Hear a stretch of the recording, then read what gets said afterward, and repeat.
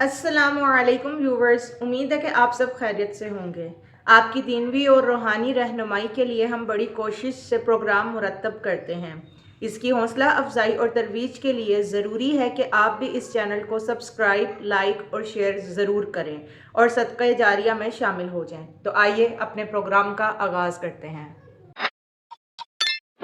अस्सलामुअलैकुम डॉक्टर साहब। वालेकुम अस्सलाम वरहमतुल्लाहि वबरकातुहू।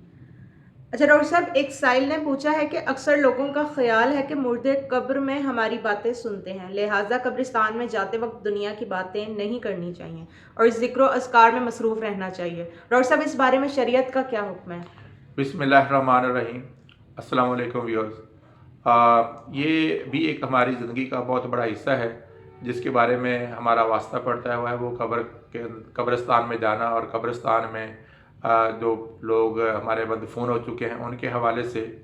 हमारे लोगों के कुछ अकायद हैं और वो लाजमी अमर है कि उनको दुरुस्त होना ज़रूरी है कि जब हम अहले कब्र के हवाले से हमारी राय जो है वो अपनी ज़ाती ख्वाहिशात की बुनियाद पे या बेसरोपा जो रवायात हैं उनकी बुनियाद पे होगी तो वो नामुनासिब होगी। तो दोस्तों इस हवाले से मैं समझता हूँ कि हमें सबसे बड़ी जो गाइडेंस है और जो रहनुमाई है वो रसूलुल्लाह अलैहिस्सलाम की ज़ात मुक़द्दसा और सहाबा के जो कब्र पर जाने और उनके हवाले से जो उनके अमल है उससे रहनुमाई मिल सकती है, क्योंकि सहाबा कराम ने भी ज़िंदगी में जो अमल किया वो लाजमी है कि उन्होंने उसके बारे में रसूल करीम अलैहिस्सलाम से कुछ न कुछ सुना होगा, तब ही उन्होंने वैसा अमल किया। इस हवाले से हम इंशाल्लाह कोशिश करेंगे कि मुख्तलिफ़ सहाबा कराम के जो कब्रिस्तान में जाने और अहले कब्र के हवाले से जो उनके नज़रियात थे वो आपके सामने रखें। तो आज अब मैं आता हूँ बेटा आपके सवाल की तरफ कि नबी करीम अलैहिस्सलाम ने कब्र की ज़ियारत करने के लिए उम्मत को हुक्म दिया है। गो कि ये हुक्म जो है मुतलक है और इसमें औरत और मर्द सारे शामिल हैं, लेकिन औरतों को बावजूद जो है उसमें कुछ आदाब हैं कब्रिस्तान में जाने के, उनका ख्याल रखना बड़ा ज़रूरी है और मर्दों को भी। और जैसा कि बेटा आपने सवाल में बताया है कि जब कब्रिस्तान इंसान जाए तो दुनिया की बातों में मशगूल ना हो और अहले कब्र को जो है ना वो वहाँ पे जब ज़िक्र अज़कार करता रहे तो उसका फ़ायदा ये होता है कि एक तो इंसान जो है बुनियादी तौर पर जब कब्रिस्तान में जाता है तो उसका अदब ये है कि आदमी का मकसद ये होता है कि वहाँ पे इबरत हासिल करे, उसको एहसास हो कि ये मेरा अज़ीज़ फ़लाँ था, तो ये अगर दुनिया से चला गया तो अब आन करीब मैं भी आने वाला हूँ, तो इसलिए वो वहाँ पे ऐसा अमल ना करे जिससे बाज़ रिवायतों में आता है कि भाई वो जो मुर्दे हैं उसको ऐसे आदमी को जो कि दुनियावी मामूलात में लगा रहता है तो उसके लिए बद्दुआ करते हैं कि देखो कि हमने इस दुनिया में रहकर क्या पाया और ये क्या कर रहा है। लिहाजा ये बहुत मुनासिब बात है कि जब कब्रिस्तान में जाया जाए तो सबसे पहले तो नबी करीम अलैहिस्सलाम की जो हमें रवायात मुख्तलिफ मिलती हैं, सही अहादीस जो हैं, जनाब सैयदा आयशा रज़ी अल्लाह तआला अन्हा से 2 रवायतें मिलती हैं और ये इमाम मुस्लिम अलैहिर्रहमा ने उनको अपनी सही में रवायत किया है। सैयदा आयशा रज़ी अल्लाह तआला फरमाती हैं कि नबी करीम अलैहिस्सलाम जो है वो रात के पिछले टाइम जो थे अमूमी तौर पर जन्नतुल बकी जो है उसमें जाया करते थे और वहाँ पे आप अलैहिस्सलाम अपने मामूलात करते, लेकिन जब जाते तो आप अलैहिस्सलाम जो हैं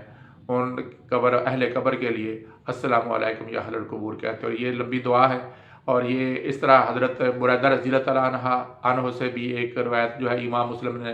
रवायत की है, उसमें भी मुर्दों से किस तरह हम कलाम हुआ जाए या उनको किस तरह दुआ दी जाए और किस तरह उनसे सलाम किया जाए। तो इनमें मुखातब का या अहलल कबूर भी है और एक जगह पे अला का लफ्ज़ भी आता है। तो इनसे अंदाज़ा यही होता है कि अहले कब्र जो हैं वो जब बंदा जाए तो उनको सलाम करे, पहला अदब ये है। और दूसरा ये है कि वहाँ पे दुनियावी मामूलात में शामिल होने के बजाय ज़िक्र अज़कार करे ताकि वहाँ पे उन लोगों को भी उसकी बरकत हासिल हो, उस बरकत से उनके अज़ाब में कमी होती है। चूँकि जैसे नबी सल्लल्लाहु अलैहि वसल्लम की एक हदीस का मफ़हूम है कि जब आप कब्रें 2 देखी तो वहाँ पे आपने देखा कि वो उन लोगों को अज़ाब हो रहा, तो आपने वहाँ पे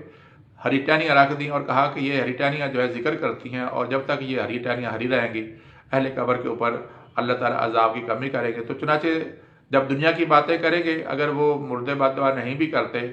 तो बड़ी बात अहम है कि अगर ज़िक्र करेंगे तो उससे अहले कब्र को کچھ نہ کچھ وقت کے لیے اگر وہاں پہ عذاب کی حالت میں ہے تو عذاب کم ہو جائے گا۔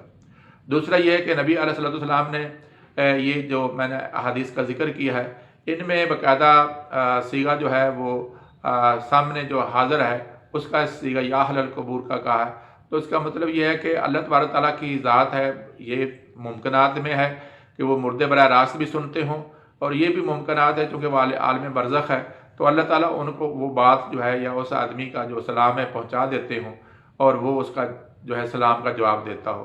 تو دوستو بہرحال یہ بڑی صحیح بات ہے کہ جب قبرستان میں جایا جائے تو پہلے ان کو سلام کیا جائے، اور سلام کی دعائیں جو ہیں امام مسلم اور امام دیگر جو ائمہ ہیں، امام ترمذی علیہ رحمہ کی روایت جو ہے حضرت ابن عباس رضی اللہ تعالیٰ عنہ سے ہے،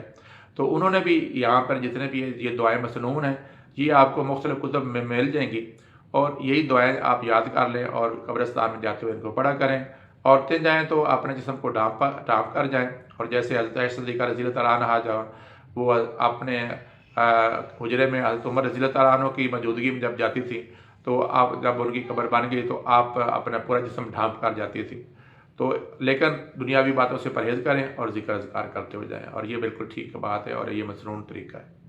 صحیح، امید ہے ویورز آج کا پروگرام آپ کو پسند آیا ہوگا۔ اگر آپ نیو ہیں اس چینل پر اور ابھی تک اس کو سبسکرائب نہیں کیا تو سبسکرائب کرنا مت بھولیے گا، ویڈیو کو زیادہ سے زیادہ شیئر کیجئے تاکہ اور لوگ بھی اس سے مستفید ہو سکیں اور آپ اس صدقہ جاریہ کا حصہ بن سکیں۔ تو جلدی آپ سے نیکسٹ پروگرام میں ملاقات ہوتی ہے۔ اللہ حافظ۔